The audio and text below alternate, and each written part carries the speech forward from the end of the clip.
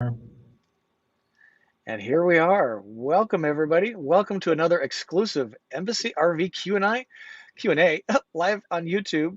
I'm Scott from Go Small Live Large. You guys probably know this character. Okay, Let's I'm bring him Terry. in. There he Hello, is. Hi, everybody. Terry. Good afternoon or Good good morning, where you afternoon. might be coming in from. Are you in Elkhart or you? Oh, I got that silly fish behind me. I'm just outside of, actually, I'm kind of downstate Indiana from you by Louisville, Kentucky. So it's always curious when there's a state or a city divided by a body of water. It's always kind of fascinating. So thank you, everybody, for joining. We're really excited about this. We did one last month. We're going to be doing these pretty regular going forward. And this is your chance to really um, get to know Terry and get to know the Embassy RV way to RV. They approach things very, very differently. If you're not familiar with them, they're based in Elkhart, Indiana. What I find them to be super cool is that they um, they have three really amazing floor plans, and you kind of choose your chassis. That's very different in the RV industry. What do you think? Is this kind of unique, Terry? Oh yes, yes. We're finding not only do you get to pick your own chassis, you get to pick what's on it. That's almost unheard of that you get to order a Ford Transit chassis the way you want. Whereas the other folks might just have the kind of the standard one, so you don't really get either a embellished chassis or otherwise. So that's pretty different right out of the gate. Absolutely. So this is really, sorry for the interrupting. So this is really all about you folks joining the live Q&A and or talking or watching the replay. And we really want to take your questions. That's what this is all about. Terry, again, kind of sells rigs differently. He doesn't have showrooms, doesn't have a huge dealer network. So he approaches this very, very differently. And my job is just to expose the awesomeness of Embassy and then let you folks decide if this is going to play into the way you want to RV really well or not. And we got some good questions coming in, and some folks, you will recognize some of these names. Um, here's Louisville. You're just down the street, Stephen. Thanks for checking in today. Here's Linda. We're going to be in Cincinnati here very shortly. Watch for an announcement on that for a channel roundup. Here's Robert, Roads of Life, Yep. all the way from Texas. Oh my gosh. John Lang, thanks. Apparently talked to Wanda yesterday. They had a little material chit chat. That's pretty cool. Here's an Embassy customer. I'm aware of this guy too. Greg Johnson from Wheeling. Love Wheeling. Cute downtown. Here's Mark. So they're really kind of pouring in. Let's know where you're watching from. And the question format, please, is 3 asterisks followed by 3 question marks. That helps me and Terry see the questions more readily, and that'll help us get your questions pretty quick. Here's New Jersey coming in. Just love that. Here's another New Jersey. Ed, good to see you, sir. Thanks for tuning in today. Terry, maybe we can start with one of our big announcements today, which is speaking of kind of working differently with customers, right? And that's with our Embassy event coming up next month. You want to kind of walk through what these things are and how folks might be engaged here? Well, this is our second annual Big O Union, Michigan event at Willow Shores, which Union I don't even know if there's a light. It may be a blinking light in Union, but it's a small little town. But we got a lot of lakes in the area, so it's one of the better lakes in the area. Baldwin Lake's just a beautiful lake, and we did this last year and had a great time with it. A lot of fun with current customers and potential customers, and it's a great way for potential customers to meet current customers and hear it from them, not me, that these vehicles are actually doing what they're supposed to do, which is a very unique concept over a show where all the salespeople are telling you, yes, this will do this, but you don't get to talk to the people that are actually using them saying, yes, this will do this. So I love this approach. And the image you're looking at there, folks, is actually of the camp setup from last year. Let me make that big for you. And we're doing things a little bit different, but somewhat similar. So we're actually doing 2 non-camper guests. There's Terry with the porch tent. You can see that, and the awning out, and the steps. Again, just a great showcase of what makes Embassy so different. You can choose a porch or not. So these are going to be on our websites over the next couple of days. But if you want to jot this down on your calendar now, what we're doing is we're calling it Community on Friday, June 4, 6 p.m. at the Willow Shores Campground. We're going to have kind of customers, the campers, of course, that are there already, then customers or interested folks of Embassy RV and Go Small Live Large viewers coming for pizza, and we're doing a little craft beer tasting and maybe a campfire. 6 p.m. on the 4th of June. Now this is limited, right, Terry? Because space on the campsite itself, and there's still some COVID issues. We want to be sensitive of that. So if you're interested in that, the place to go is the phone number there. That goes right to Embassy RV.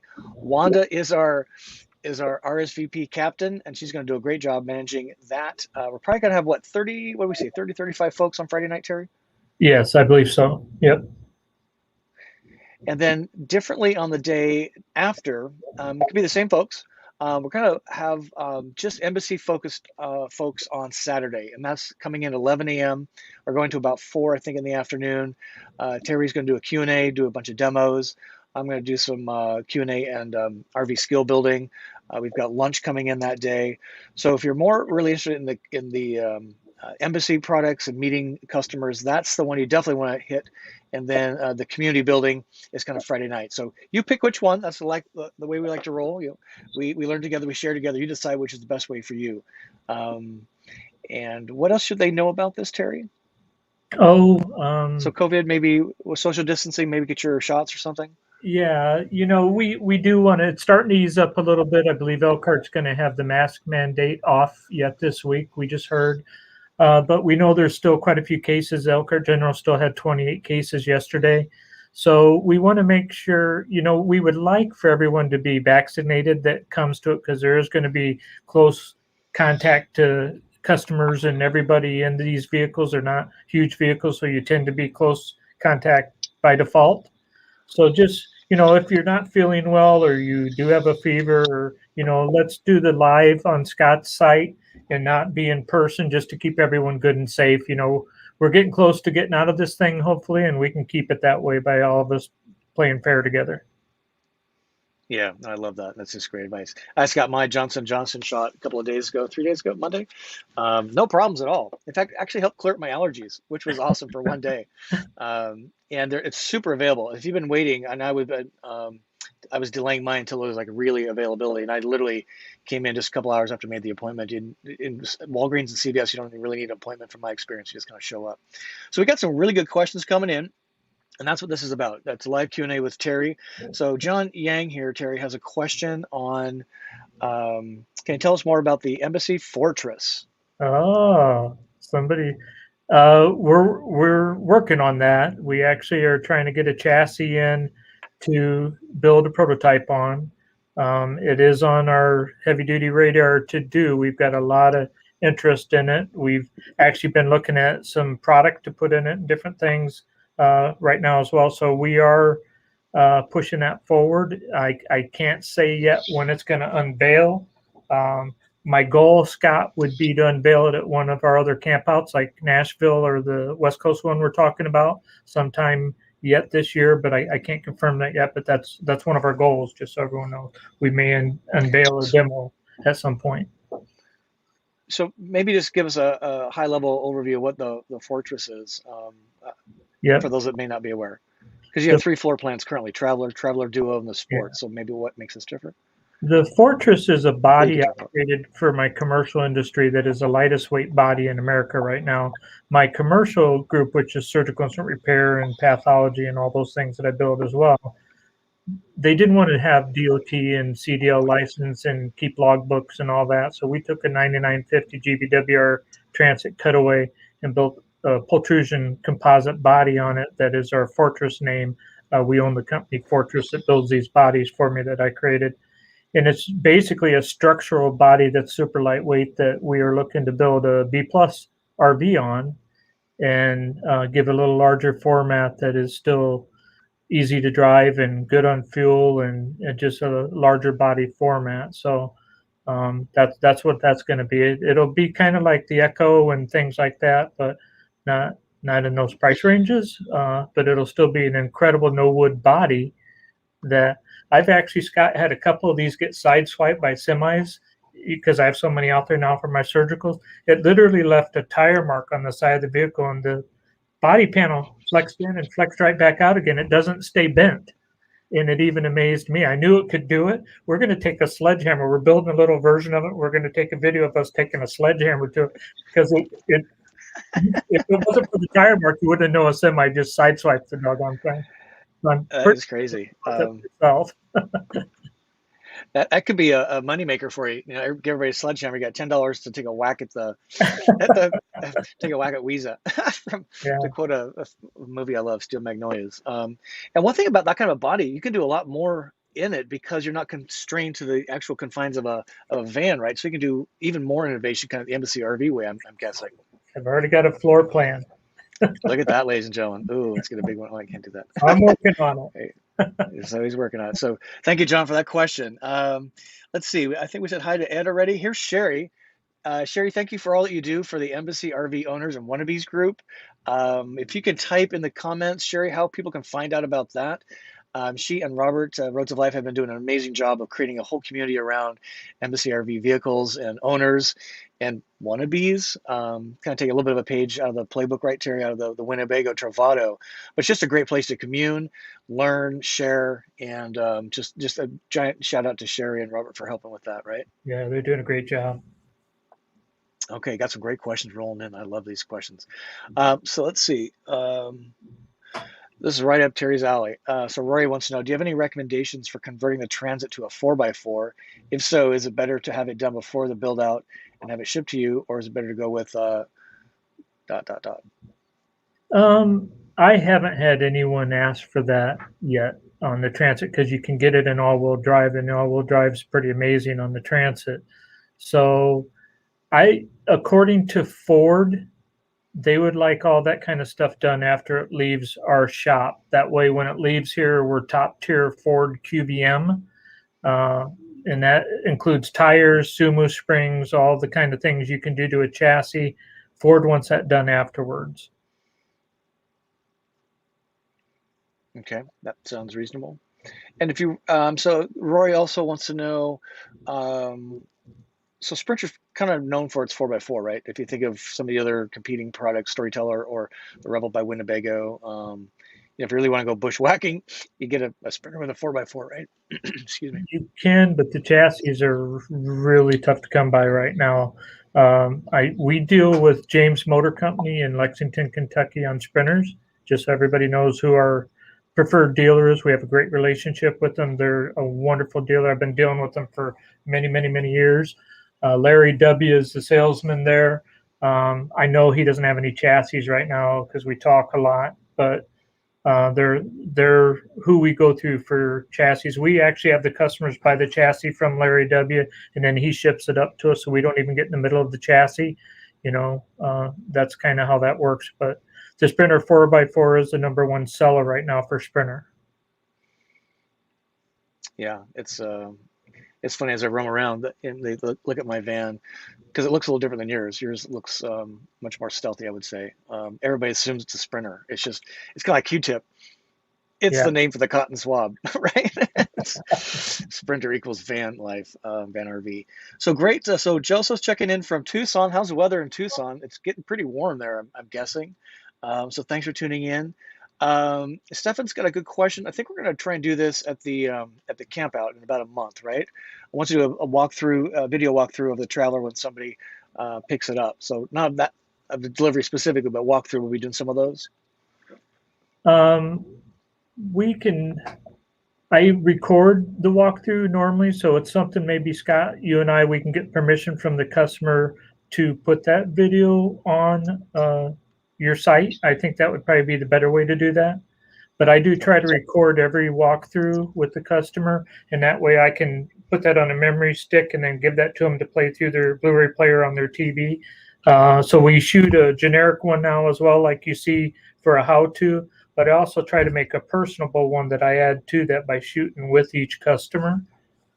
So I'd rather get permission, maybe not do a live one because the customers are trying to concentrate on their vehicle at that time, and then just get permission to maybe put that with you and put it up, and we can do a question and answer with it if you want. I like that. So great questions coming in. Keep them coming in. So here's John Yang. Wants to know about your updates on the super duper roof rack. Trademark that right away, super duper roof Yeah, rack. Uh, Price, can I put 2 bikes on the roof rack? Thoughts on that, Terry? yeah, I plan on showing it, have me on it, and loading me up on the roof. How's that sound? That's pretty Just cool. to show what it can do. So we are in the engineering phase of that. I have one of my engineers actually doing 3D drawings of that right now. I had meetings with him showing, things that I have knowledge of how to drive it and do it. We're waiting on our body in white, and this Ford shutdowns delayed our body in white. We should have had it already. Once we get the body in white, we're doing our seatbelt testing, and we're also building the luggage rack on the roof of the body in white to show everything working. That way, if I scratch something, it's not a customer's vehicle; it's a body that I don't care if I scratch. It's something that's able to prototype on. That's cool. Um, that's helpful. Thank you for that. Keep the questions coming in. So let me just kind of jog the memory a little bit here. Again, if you're new to the embassy experience family, innovation, let me just run a few things by you just to kind of jog your brain a little bit. So again, open floor plan is kind of Terry's go-to thing. There's some nuancing to that.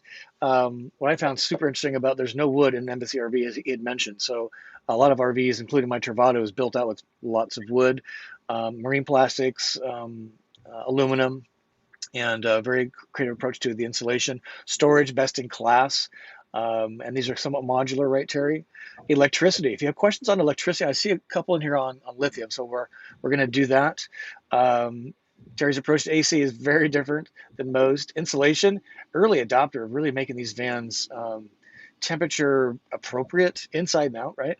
Again, a very different approach to bathrooms. You can have an RV without a black tank. Can you imagine that? That's pretty cool. And water systems, his approach there is very, very different. So just kind of feed your brain a little bit. And I know you have an answer about this one, Terry. This one's pretty good. So John wants to know about bike storage ideas for outside or inside. I know you've done some controlled custom is your wording for doing some creative things like how can I put my bike inside? Thoughts on that? Yep. The Ford Transit Traveler by default has 19 inches between the rear doors and our back wall system where storage happens. So the Transit works out to be quite a bit of storage in the back. Now, what we've done for a few folks is eliminate the wardrobe cabinet, and we put a wardrobe up in the ceiling in the back on the passenger side, and you gain another 15 inches of storage on the passenger side for bicycles with that additional the original 19 inches. So there's easy ways to make that happen and not have to carry your bikes on the outside. Which is something I would probably entertain because I'm on my third bike. I still have a video to do on this on what happened to the first two. And it's not good for your bike to be hanging outside, getting rain and stuff on it. But so it's really nice to have options, and that's what Embassy really offers in this controlled custom approach. Thank you, John, for that question. Great question. So Eileen has one here on chassis length, Terry. Hi, Scott and Terry. Can one choose a shorter chassis, less than 20 feet, for a build out? Good question. I will tell you, everyone in the Sprinter Shorty is a short chassis. I think it's 19 and a half feet or something like that. Almost everybody that's got one of those has gotten back with me and said, how do I get more storage?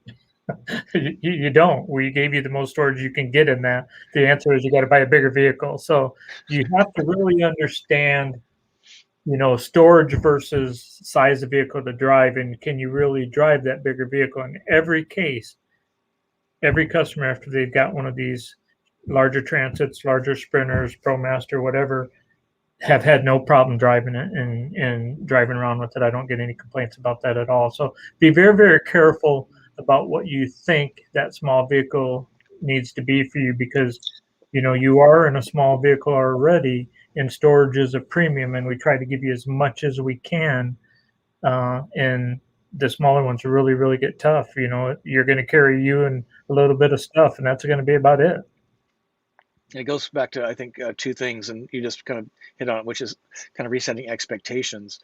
I think the one thing I would also recommend, and we can talk about this at the camp out, we talk about on my What's Up Wednesday show and often in videos, which is number one, kind of reset your expectations, but think through why you want to RV, number one, and be able to have 3 to 5 really solid answers. Why do you want to RV? Which then determines how RV systems enable your why, and that should then dictate what RV floor plan size would enable your why. So I think it's a 3-step thing. Most people just go right to, what RV, with that kind of an RV. The vans are cool, no doubt about it. But, if you're kind of wintering in Arizona from Michigan for 6 months, staying in a van, you might not have that really great experience. But if you want to buzz around every place, then the vans probably make your thing. So, yeah, Scott, it's. Mm-hmm. I will add, I've told folks this too, you can rent a Ford Transit at some of the car rental places and rent it for 3-4 days a week if you want, and drive it around before you buy something. And Enterprise does that. It for a couple $100 you can rent one and see if you can drive it. Do it real time. It's a great drive parallel parking it and just experience the difference. Putting it in a parking lot where I'm actually in a Target parking lot right now, in getting some good cider signal. How about Bob? Bob's coming in from Flagler Beach. I think that's Florida, right? Yeah. St. Augustine. We've got to do something in St. Augustine. Sorry, I always get that wrong. It's just one that, if you haven't been to St. Augustine, it is a place to go, particularly with the van. It's so awesome. Oldest city in America. So guys, got a good question here. Terry, for you. Hi, Terry. Do you know of any reliable lift kit installers out there for the Transit? Any thoughts about lifting the van?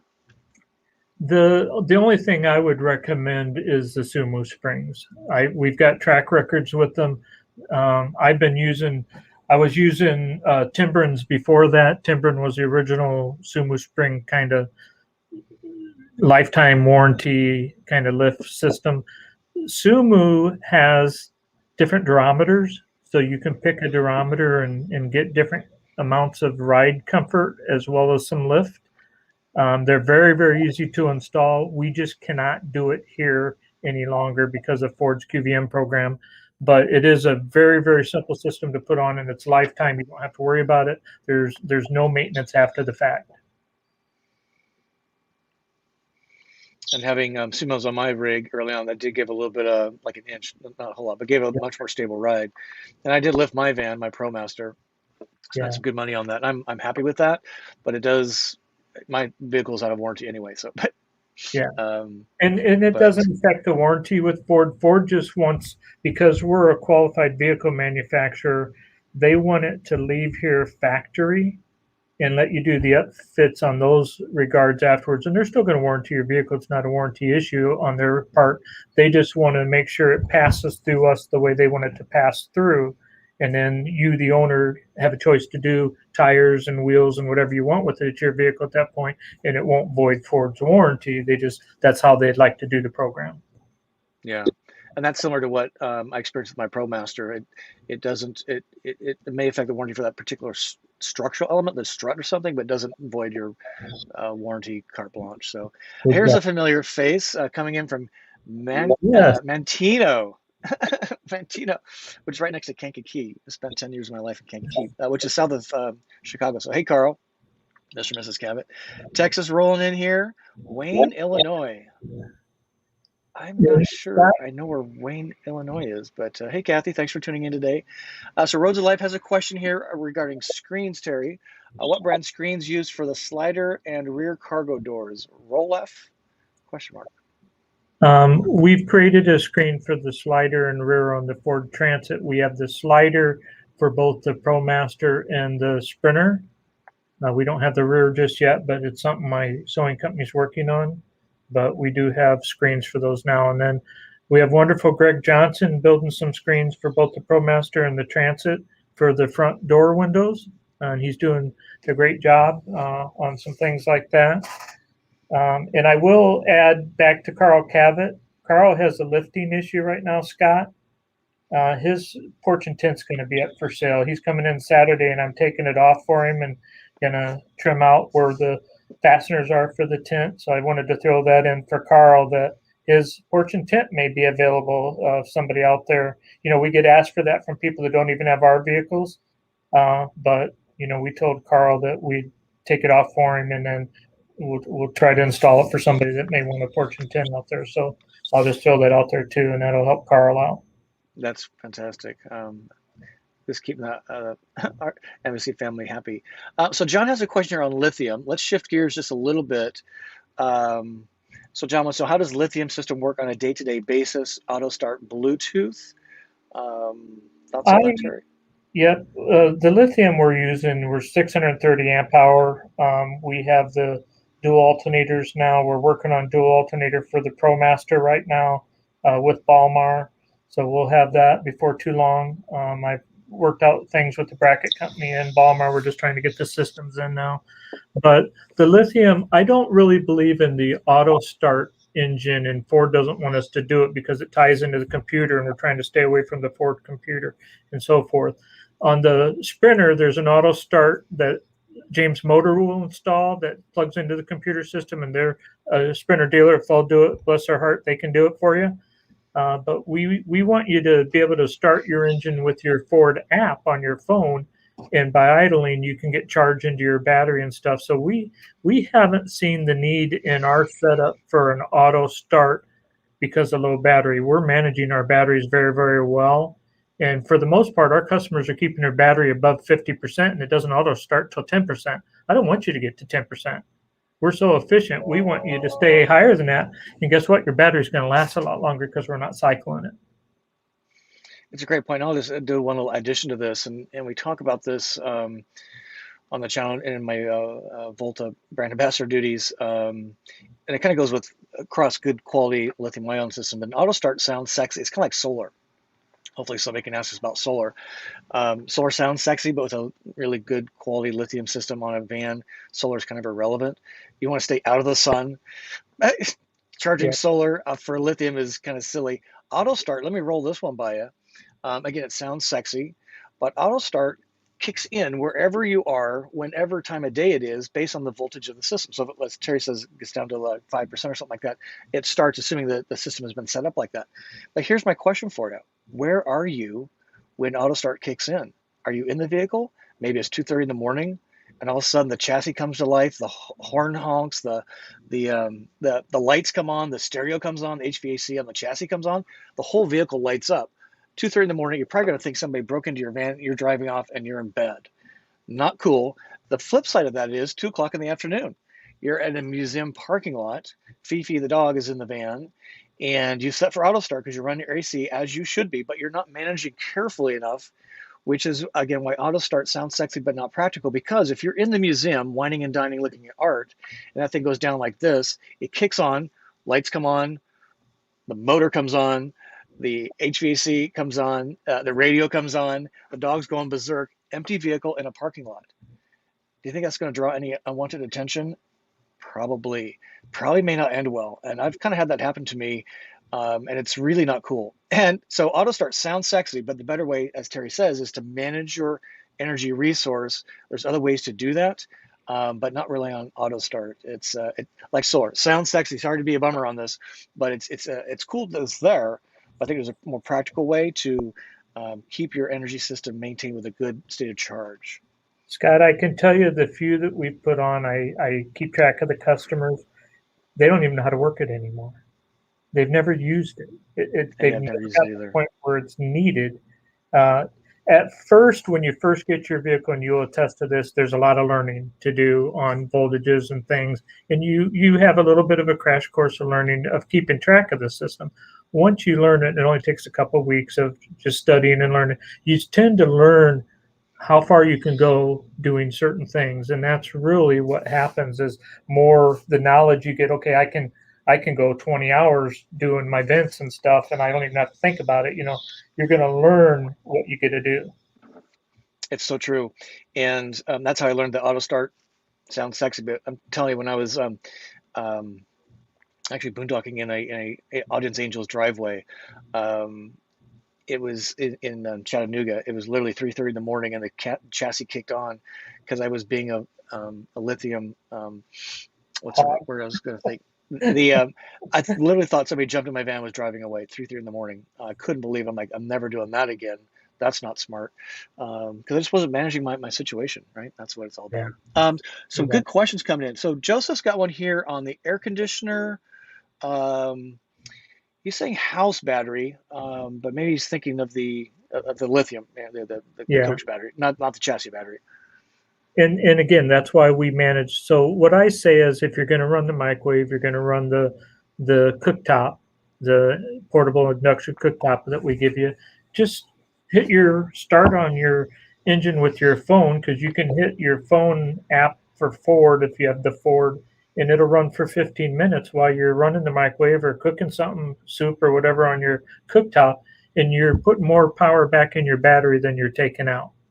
When it shuts off automatically in 15 minutes, you haven't taken anything out of your battery. You actually put power back in, and that's part of how you manage. So when it comes nighttime, with a 630 amp hour battery and a battery that's only drawn 54 amps on low, you got a lot of time. You don't have to worry about getting overnight. It'll get you plenty overnight. Yeah, it's all about expectations, I think, and managing your systems. This kind of goes back to the solar point a little bit, which is if you're trying to be in the sun to harvest some solar to trickle charge your thing, but you're heating up your vehicle so much. I mean, it's literally 10 to maybe 20 degrees warmer by being in the sun. Just stay out of the sunlight and just manage so that it's a resource like everything else, right? It's all about the math, and that math isn't good math. You're putting in 15 amps of DC power, and you're having to use more energy to keep up with that, and the math isn't good. So what I try to do is teach the math. It's all about the math. Your battery has 630 amp hours. Everything draws a certain amount of amps off of that battery. And once you watch and learn what it does when you affect the battery and how you manage that, how many times you start your engine, or when you drive, what it does, you're going to learn that it's super efficient. It's just learning a little bit about that math. Yeah. System on, inverter off. That's or on if you need it. And then just managing that resource like everything else. I mean, that's the great thing about RVing is you're totally in charge. Roads of Life has a good question, and I do not know the answer to this one, so I'm kind of curious myself. What is the floor made of without mats? Well, the floor is an 1.5-inch composite subfloor that we build at our Fortress plant. It's bonded to the metal of the vehicle, and on top of it, it has the 10-year Congolium that rolls a little ways up the walls, and the walls overlap that. So it is a really good. It's not what you buy at Home Depot and Lowe's. It'll look the same, but that's only a 1-year Congolium. It's a very good quality Congolium that is the floor when you don't have the mats.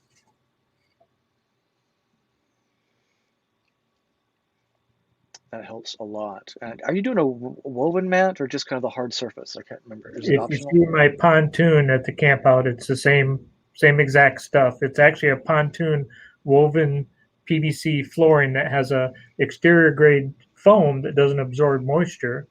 And we just cut those and bind edge them so they're like throw rugs that it looks like it's wall to wall, but you can take them out, roll them up, wipe them down with soap and water. You can throw one inside, whatever you want to do, but it's actually pontoon flooring. That's really cool. Here's a frequent viewer, Watbury, thank you. Sherry is giving Wanda a shout out. Look at this. Thank you, Wanda. Yeah, Wanda does such a great job behind the scenes. She's Terry, what would you do without Wanda? Oh, I know it. Yeah. See, that's all you have to say. Yeah. That's all. She's great. I don't like you think about that, Scott. Yeah, don't want to think about it. She keeps him in line. That's what she does. So Ed has a question here on colors of the exterior. So any thoughts on gold pearlized coating on the ingot silver transit? No idea.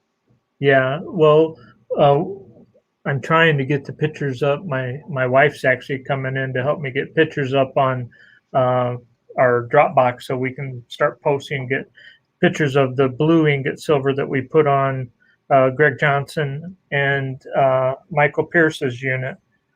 We do offer. I created the Pearl for the spinners back in probably 2006, 2007, sometime like that.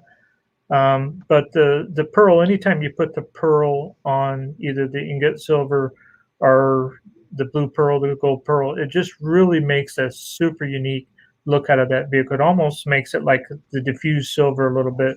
You get a whole different custom look of the vehicle that just nobody else has. And at the same time, it's protecting the paint and putting a super high gloss on it as well. And it does look beautiful. It's really hard to convey in pictures. And the light, the way the light plays off it, right? Yeah, It's just so, just as you walk around, yes. yeah. So Vandemic has got, this is kind of fun, Terry. Says, have one of your specialty rigs outside my workplace right now. Nice unit on a Promaster. That's kind of cool. And then he's got a question. So Van wants to know, are there still awning shortages? How's parts supply with embassy and industry at large, and awnings readily available?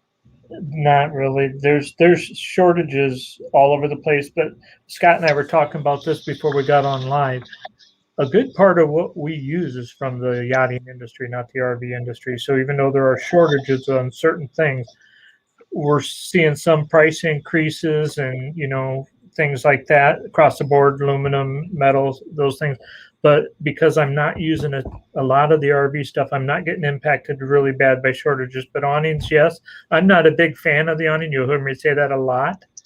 I just, you don't get to use them a lot. They're nice the few times you use them, but you don't get to use them a lot because of wind. So our porch and tent doesn't care about the wind. When we camped out last year, we had a 60-mile-an-hour wind storm, and we had two porch and tents out, Carl's and mine. It didn't matter. Didn't do anything. It was amazing, actually. I remember that. That was crazy. Nothing like being in a storm cell in your van. It's just the most amazing experience. The first one will be a little uncomfortable for you, I'll be honest. But after that, it's like there's such a visceral way to experience the weather in a RV, but a van in particular, versus being in your house. It kind of rolls over. It's like, it's raining outside. But when it's pounding and you hear it, and you smell it, and your vans, and it's really pretty cool. Yeah. I can't imagine in a tent. Your I porch, was in super. Savannah when that storm rolled through just to see what it'd do. And that's when my side door flipped around and hit the side That's of it. right. I thought a Toyota just hit me. That'll wake you up a little bit. Didn't do anything, but I learned tuck your doors, make them follow the tent when the storm's coming. But yeah, other than that, it never dropped a drop of water onto the floor of the tent. Pretty amazing. Great questions coming in. Keep them coming in. So Van's got a kind of a follow-up here, Terry. Says, I have the Traveler Sport on order. Congratulations. With the cabana and regular fridge. Can you give me an estimate on the chassis, carrying capacity, and 2 rating? And Thoughts I on that don't one? know what the 2 rating is, but Tow rating? Probably tow rating. tow rating. Tow rating, I think, if I remember right on the Transit, it's 11,030 pounds is what they say combined trailer and vehicle is. We are weighing around 8,100 pounds, 81 to 8,200 pounds, right in that range when the vehicle's done. And you have the difference is what you get a tow. So it's not too bad. I think we're one of the lightest for what we put in the vehicle. RVIA and all the people I'm talking to say, nobody in that range with that vehicle's in that weight class. So I know we're very light for what we're giving everybody, but that's kind of the math of it. Yeah, it's interesting. And the chassis, each chassis is a little bit different in that capacity, right? Yeah, I think all the engine honestly gives the tow rating, I think is how it works. I think your 10,350 and your 9,950 probably still have 1130 tow rating because it's the EcoBoost engine that has to pull that trailer. So a lot of times the tow rating's a little bit suspension, but it's also a lot engine. What's it going to do the engine from pulling a trailer of a certain size? And that's kind of what dictates that a little bit too. So kind of like electricity, it's a math thing. It's pretty simple, right? If you just do the math. So some great questions. So April wants to know, we're talking about availability of parts. So April wants to know, if I have a new chassis, how long is the build out wait? What's the latest and greatest on that? That's no RV company has a good answer to that right now that you would like to hear. I can tell you that, including us. Right now, if you give us a $4,500 deposit to get in line, you're going to be next March before it gets in the bill. Just hard to get supply and demand. It's pretty amazing. Speaking of, Terry and I were talking about this prior to going live. Supply and demand on labor is just crazy. Everywhere I roll, there is help wanted signs hanging off every business. It's just crazy. I've even seen here in the Louisville area, the fast food places closing early because there's no help. And if you're familiar with, remember the Bob's Big Boy, kind of the chubby guy out front with his red and white checker pants. They should have on the reader board a $250 signing book. Yeah, with the big burger, right? Remember those? And it was aluminum. I almost went and took a selfie with it. It was kind of awesome. But they have a $250 signing bonus at that particular restaurant. Help is just kind of, so it kind of goes with the whole thing, right? It's just supply and demand until this equals out a little bit. Let's see. Here's John. We kind of talked about this already. So it's talking about thinking about full timing a traveler. Congratulations. We actually give out medals for full timing. I'm kidding. There's no medals for being a full timer. Just how I choose to roll, and probably you. There's so much to see and do, right? But he's talking about how would you spec it, especially with lithium and auto start. So if somebody's going to go into the rig with a full time agenda, what would you do differently in the rig? What advice would you give? Good question. Yeah, I would say, and I had a tough time with this. I have 3 different models, and I've been building the Traveler the longest out of the 3. The Traveler is still the most open concept van RV in the industry. And when you're really wanting to have a living space that's super comfortable and wide open and doesn't feel claustrophobic and still all the storage you need for doing that, it would be the Traveler. Auto start, we talked about, I'm not a big fan of because you get to start your engine whenever you want through the Ford Transit. Lithium, we're still saying 630 amp hours all you need. If you go bigger, it just takes longer to charge it. You're not really gaining that much. You're just putting more charge time in. So the 630 is a nice balanced battery size that you get to go more than all night with air conditioning and stuff without worrying. And then it doesn't take forever to get it charged back up. So there's a balance between, everyone thinks, well, if I go 1200 amp hours, I'm going to, just do great. Well, you got to charge that. It just takes twice as long to get it charged up also. So just remember that, there's a nice comfort level to all this. And that's what we're finding with this 630. It's a really nice spot to be to do everything. Yeah, concur with that. It goes back to expectations, right? Yeah. Let's see. Great question. So John wants to know, this is back to Ford Transit, Terry. How good is Ford Transit EcoBoost 10-speed with all-wheel drive? Any reason to get rear-wheel drive? Can we bring in our own Transit or Promaster? We have folks that bring in their own. Mike Ellis last year brought a big Sprinter. Scott, remember that? I remember that, yeah. And he's got his cavernous. I love that 10-speed. When you're going down the mountains, all the vehicles have that little shift thing where you can downshift to gear 7 if you want, and it'll cruise down the mountain without riding your brake. It shifts very, very smooth. I have one. My truck got rid of me for me in an accident. A lady pulled in front of me.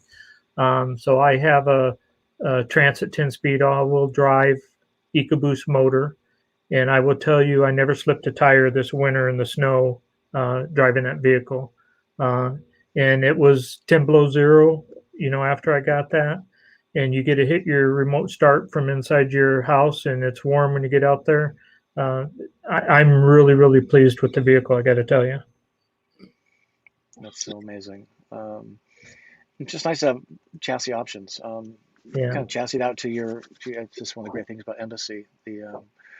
So thank you, Bob. And Sherry's kind of saying the same thing. Hit that like button if you're getting some information out of this, find some value with Terry's answers to your questions. Sure, appreciate a thumb up there. I will add to that too that I've been doing this since 1982. I've driven every vehicle you can imagine from 1982 to now, from demos I've had with Sprinters and Promasters and Ford E350s, and I've had a big GM bus at one time I had as an RV way a long time ago.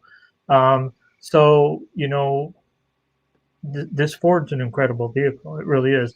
The ProMaster is a great vehicle for somebody that really wants to downsize. Sherry's getting a ProMaster. I tend to find the ladies really feel comfortable with the ProMaster, and I say that a lot to folks, and they do.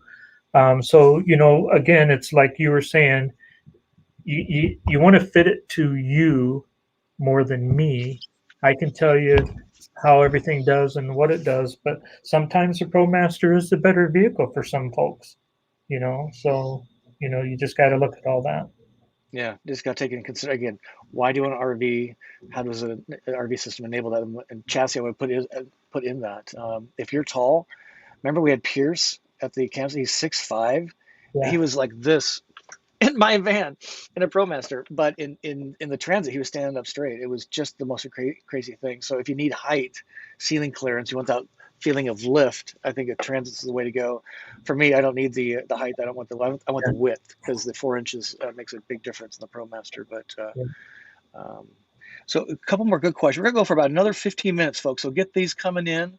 And Carol's got a good question here, Terry. Will you consider building your RV on a 2022 electric Ford Transit?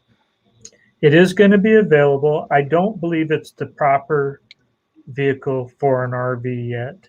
My concern is, we are using the second alternator to charge the battery quite often and going down the road and everything. How do you charge a lithium battery with a lithium battery? That's kind of perpetual motion to me a little bit. And I think you're going to be using your engine battery to charge your house battery sometimes. Okay, now how do you get to the place to recharge your engine battery? That could be a problem. A little bit of a chicken and egg, right? Yeah. So I don't think my surgical vehicles will love that chassis, because they drive to a hospital and sit there all day and a generator operates them while they sit in the hospital. They don't put a lot of miles on the vehicle. Electric vehicle to get to that hospital will be incredible for them. But I don't think it's ready for an RV yet. Look at this one. This one's great. Wanda giving a shout out to the Embassy RV customers. That's pretty cool. Thank you, Wanda. And then kind of a flip on this. So Sherry's going like, "Hey, Wanda, hello, love you, and thank you for all you do." Yeah, she is a workhorse, and she just got her workload doubled with our really cool camp out. So thank you for that. We'll want to talk about that at the end here. So lots of highs back and forth. Roads of Life saying it's your favorite headache. Look at this. It's kind of funny. That's okay. We love headaches. Let's Robert, see here. So this is regarding a backup camera, Terry, from Thomas. He's saying, I've heard the Ford backup camera on the rear view mirror is crappy, and you replace theirs with one of yours. Is there an option to have one hooked up to the main dash display? I've not heard that before. Have you experienced with that? Well, I don't hook mine to the dash display, because when you put it in reverse, the backup camera from the factory is incredible in the dash. I have a big pontoon trailer. I have 3 trailers I pull from time to time, from a closed trailer to open trailer to my pontoon. You can hit a plus signal in the corner of the dash screen, and it zooms in on your trailer hitch ball, and you nail it every time. I love that feature. So I don't dislike the Ford backup camera. Our camera that we mount on the screen or on the mirror gives you the ability to push a button and see behind you at any time very simply. And it's a beautiful screen. So yes, we still do put it over the Ford one, just because ours, you get to use it so easily, and it's a much bigger screen than what the mirror would be on its own. It's bigger than the mirror. That's super helpful. So Vandemic's talking about, excuse me, a little bit of the event. He says his rig set to be built in August. Congrats. He attended the June event last year, and lots of fun, good beer. Yeah, the craft beer is crazy. I guess my question, Terry, as a follow-up to that is, do you have to be an Embassy RV customer to attend the day event in particular? Or is it open to folks that are just kind of RV curious and otherwise? Let me put up the graphic here too, so people grab those dates. I will say we are limited in attendance. That's something that Wanda's going to keep track of. So you do have to sign up, and we will fill up very quickly. We're about 3/4 of the way there right now, I think. So, we can't have 100 people there at the campground, and in fairness to everyone else at the campground to flood the restrooms and all that, as guests. So there is a limit to what Willow Shores will allow us to have as guests. So we're trying to be conscious of all that for everybody and conscious of COVID at the same time, still a little bit. So, Scott's going to do some live stuff, so we'll broadcast it well. So just be aware of that. Mm. That's cool. Thank you for that. So again, grab these dates. So we have a community building with his Embassy RV folks, and then Go Small Live Large viewers on Friday the 4th, 6 p.m. Going to be about 2 hours. Again, limits there. Wanda is managing the reservations there. Reservations are required, please. We will create a wait list. So if somebody contacts Embassy and says, hey, I'm not able to make it, then that makes space available for another person. There's no charge for this. So it's kind of an honor system to make a reservation and show up. Nothing worse than having a party and nobody shows, but everybody said they were going to be there, right? I don't think that's going to be our case here. Then as a day guest, there's a little bit more of a formality around Embassy RV content. Again, Q&A with Terry, demos, rig tours, including mine and some of the other customers. So it's a pretty full day. So again, reach out there to Wanda, and thank you, Wanda, for doing that for us. Really appreciate that. A couple more questions. We got about 10 more minutes left. Terry, let's see if you remember this. Get this off the screen quick. And now I'm having a total visual on this pandemic. He's the guy that got his van stuck in the sand last year. Remember that? Oh yeah. And the only time I've used my shovel was that day, and my traction. I learned after I got my van stuck what to be careful of. So we were so RV learning real time. And it was a hot day. It was a hot day. Let's see. Richard's got a question here on the Ford chassis. Terry, so Ford no longer offering the extra long chassis. What is the size of the bed on the Ford Traveler versus Mercedes long chassis? Ooh, there's a I go by the inside measurements, what we cut our subfloor to. The Ford Transit is 13 foot 1 inch. The Promaster is right at 13 foot. The long Sprinter is 15 foot on the subfloor. And that's what Mike Ellis has. Okay, good question. So Richard has a question here. Same person here. Richard wants to know, did Mercedes come out with their all-wheel drive / 4x4? I remember hearing that previous years it was not actually from Mercedes. I heard in 2022 it's supposed to be Sprinters, all 4x4. They don't technically, it's not all-wheel drive. It is 4x4. I have not heard if they've actually got it under their umbrella yet. It has been an aftermarket up to 21. I have not heard from anyone that it is going to be Mercedes this year, but I knew it was supposed to be, but I haven't heard that they've accomplished it yet. Sometimes this COVID and parts and stuff delay even that, where they want to pull it off but maybe can't due to the supply chain. Yeah, that's cool. One more on the Ford, Terry. Sorry, I just had it here. And then Freedom, I see your question. We'll get that in just a second. So this is about seat comfort. So Thomas wants to know, since you have a new Transit, Terry, congratulations, can you compare the seat comfort for driving with other makes? Good question. I would tell you the Promaster is very comfortable. I base it on how fast does my back hurt when I drive across country, and I can tell you the Promaster doesn't hurt it, and the Transit doesn't hurt it. We had a Subaru Outback. I couldn't go 10 minutes without having a backache in that vehicle, and I had to trade it in for another one. But there's a lot of adjustment in the Transit seats where you can take the pressure off the bottom of your legs and lower the seat down and do different things with it. So I think with just the sheer ergonomics of the seat and the ability for you to do more adjustment with the Transit than any other, it's very, very comfortable. But I think the Promaster seat is pretty comfortable too. I never had any issues with it on any of my demos. And I can say on the Promaster seat in particular, mine's pretty firm on the firm side, and you sit very upright. Somebody described it as like a dining chair, and the I think they've gotten a little bit of improvement on the seat adjustment tools, buttons and what have you. But mine's pretty manual. But once you find this right spot, it's pretty comfortable. I mean, I've driven many long-hour days, and it's just fine. So, good tip is when you get out for gasoline, do some stretches and some foot thrusts and things like that, just to stretch it out a little bit. So Freedom's got a good question here. So we talked about the Fortress earlier. Terry, Freedom's wanting to know about ETA. Is any wild guess at this point, or? I can't give that yet, just because of the sheer nature of the industry.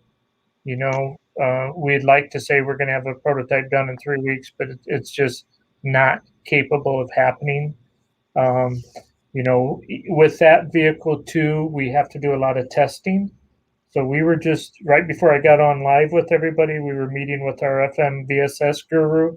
He comes here a couple times a year and goes through and we go through all of our details of that. So there's a lot of stuff on our end, engineering wise and testing wise, for FMVSS and QVM and all the different things that you have to look at to release a vehicle like that, a new vehicle. So we will do everything properly, and we will know when it's getting close and let everyone know. But right now I got to get the chassis in. We're actually talking about building the body without the chassis and getting ahead of the game, just to know how eager we are with it.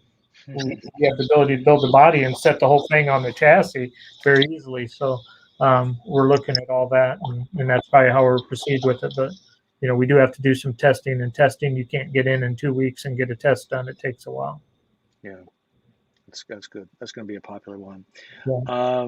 So one more question here on the hotspot. You've talked about this a number of times. So Sherry wants to know, does the Ford hotspot work all the time or just when the engine is running? Any feedback on how well it works? You've talked about this before. What are your thoughts here? It works real well. You do have to have the key on for the Ford hotspot to work. It won't work if the key's off, but you can turn ignition on and have it without engine running, technically.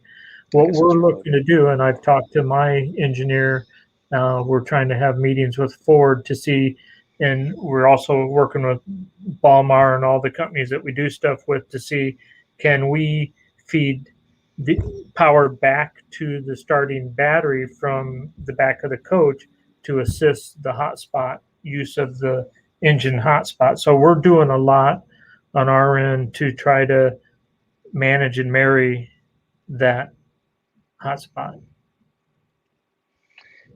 Yeah, and internet's still just my biggest headache. Ask Terry.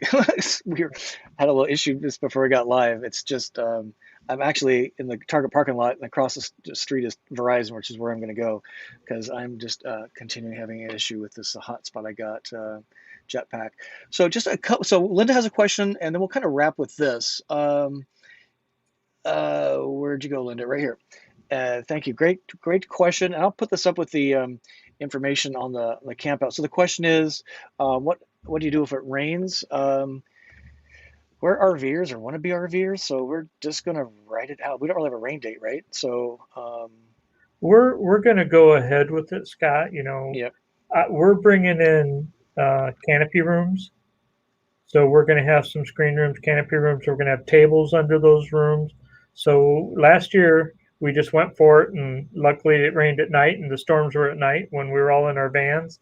But we are bringing in some shelter. And one, if it's really hot like it was, we can have some fans going and eat in the shade, and all be at community tables, which will be nice for that. But at the same time, if it rains, we'll have some shelter. We're all going to pile into Terry's van, ride it out, heat or rain. I'm selling tickets to Enter Lily, if that's the situation. Just kidding. Hey, if you're interested in this, I've seen the chat here. Wanda's talking about some availability and other things of that nature. So just reach out to Wanda at MC directly. She's managing the campers, very limited space on that, and the Friday community, which is Go Small, Live Large audience folks, and Embassy RV owners and wannabes. And the day guest is kind of just focused on the Embassy owners and wannabes that are not camping. So just reach out there. That list is being managed by Wanda, so treat her nice. And we're going to do this again. Well, we'll be at the camp out next month. So we'll do another Q night live over YouTube, I think in in July is our scheduled time, right, Terry? So lots more to come with Embassy. I know they're working super hard, and you've asked for a lot of stuff on their website. He's working on that, videos and floor plans, and just trying to get vans shipped. So thank you for your patience. And Terry, any closing thoughts? No, we just glad to be a part of all this, and we thank everybody for their interest in our vehicles. We're trying really, really hard to keep trudging the trail, and building the best vehicles we can. I'll always say, once in a while there's little problems, but I did a Zoom with the customer, walking them through a little problem they had and had them done in no time. There's such unique ways now you get to do it and keep you out of service centers, and it kind of amazes us a little bit sometimes too. The technology is making it so much easier to keep you going, without stress. There's always some stress, but it's pretty easy. I mean, it's really magic what I do, and I forget about how. Sorry, I'm trying to get to our next screen here really fast for the where to find out more information right here. How magic this really is. I've been doing it for a while now, and it's sometimes lost on me how magic this is, and folks like you enable these kind of dreams to come true, Terry. And it's again, there's no awards for being a full timer if you're just going for a long weekend or even just a tailgating machine or a second car. I mean, it's such a great way to get around in great comfort.